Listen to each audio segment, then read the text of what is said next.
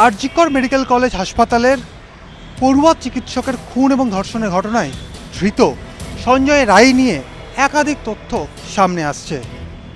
হাসপাতালে মহিলাদের টার্গেট করা একটা সভায় পরিণত হয়েছিল এমন তথ্য উঠে এসছে। সম্প্রতি যে ঘটনা ঘটেছে তার তদন্তে নেমে কলকাতা পুলিশ সঞ্জয়ের যে সিডিআর অর্থাৎ কল ডিটেলস রেকর্ড খতিয়ে দেখতে গিয়ে উত্তর কলকাতার এক গৃহবধূর নম্বর পান। তাকেও জিজ্ঞাসাবাদের জন্য ডেকে পাঠানো হয় লালবাজারে।